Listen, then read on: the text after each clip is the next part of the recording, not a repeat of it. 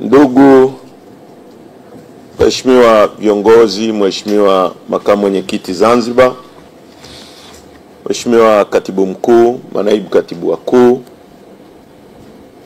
wenye viti wa kanda, wajumbe wa kamati kuu, makatibu wa secretariat na makatibu wetu wa kanda ambao tumewaalika hapa, na ndugu wa Tanzania. Kwa hatua ya sasa nitasema mambo mawili tu, na mambo mengine tutakapokaa na kumaliza kikao cha kamati kuu ambacho ni cha siku 2, tutakuja na maazimio ya kikao chetu cha kamati kuu kwa Watanzania.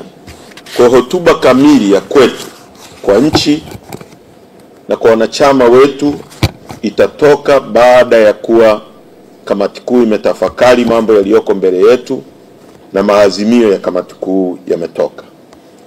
Lakini kwa hatua ya sasa nataka kusema mambo mawili ili Watanzania wajue tulipo na tunapokwenda.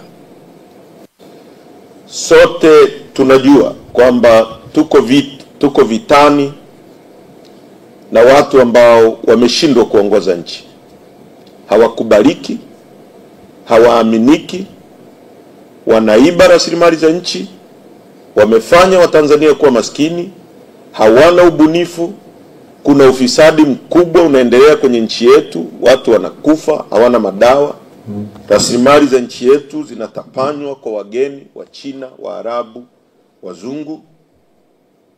Na njia pekee ya watu kujipatia uongozi utakaowajibika kwao ni kwa njia ya kura, ambayo kiongozi yoyote atakayechaguliwa atajua kwamba kuna watu wako juu yake na watamwajibisha asipotimiza yale wanayokubaliana.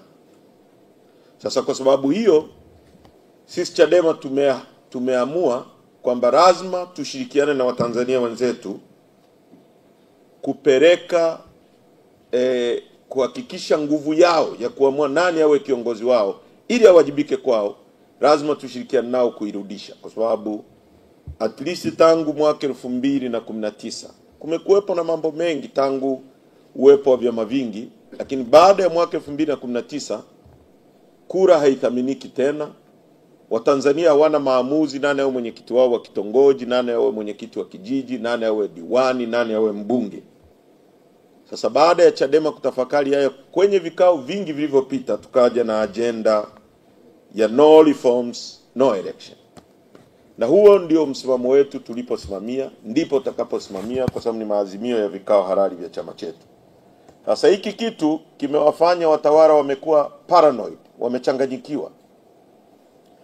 Wanatumia mbinu nyingi kujaribu kusuppress huo msimamo wa no reforms, no election.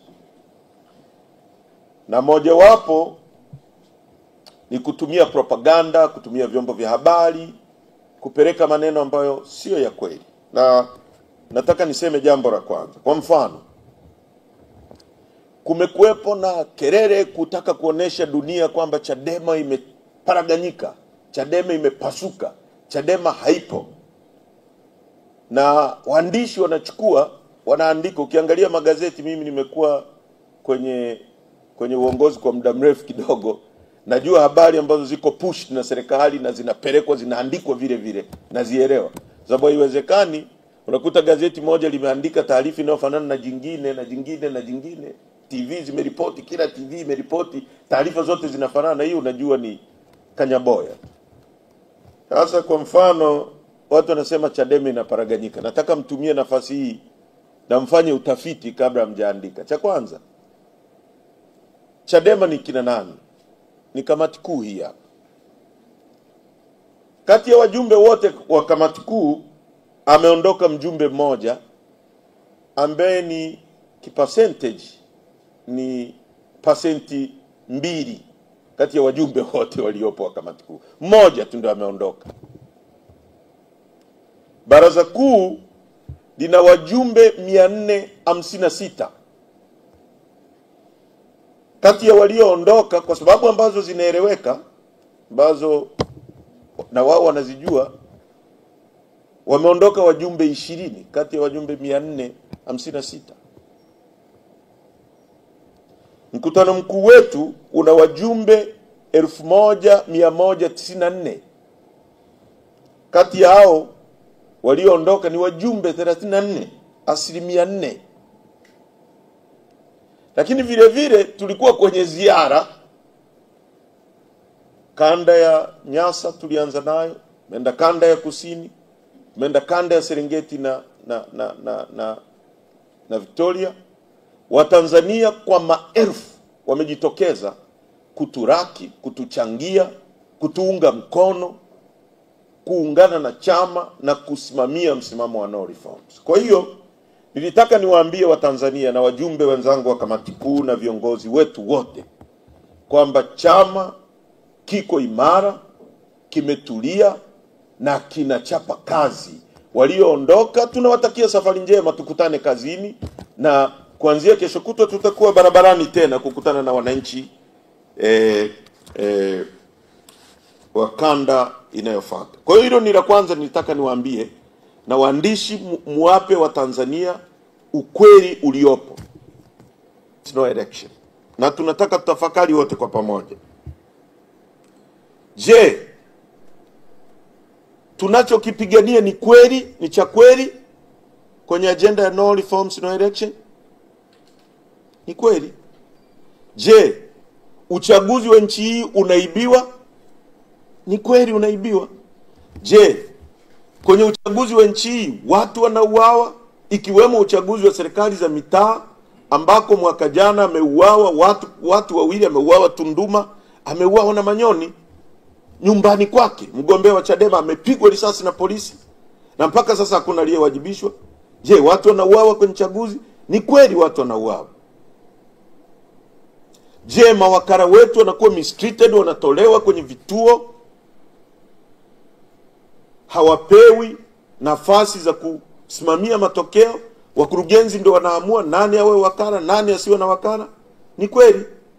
Je, wagombea wetu wanakatwa majina kwa kuondolewa? Ni kweli? Na uthibitisho mwingine ni kwamba waziri wa TAMISEMI alisema wakati wa uchaguzi wa serikali za mitaa kwamba wameondoa wagombea wa upinzani 26,000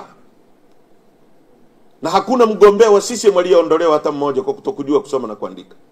Na miongoni mwa mambo ya kijinga kuwahi kutokea kwenye nchi hii ni kwamba wakili Deogratius Mahinyira, wakili wa mahakama kuu, ameondolewa na gombea kijiji cha kwao kule Berege kwamba hajui kusoma na kuandika, lakini mgombea wa CCM darasa la 4 anajua kusoma na kuandika kuliko wakili.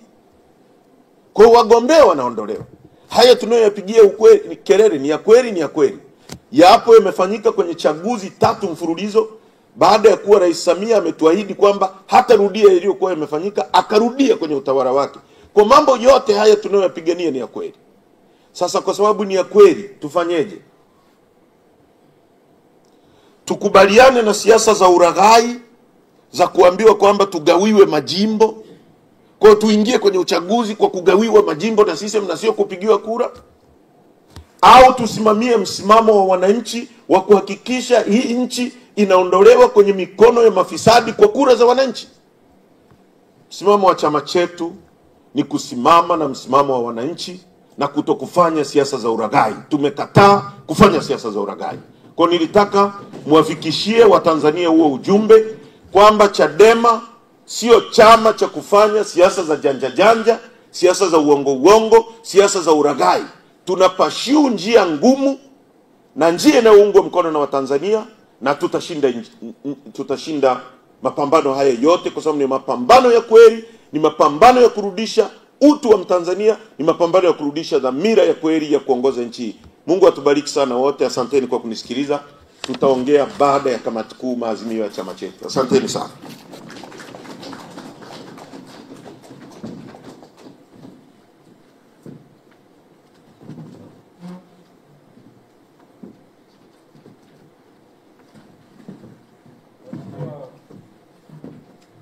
Mheshimiwa mwenyekiti wa kikao na waheshimiwa wajumbe, naomba wanahabari sasa mnaweza kwenda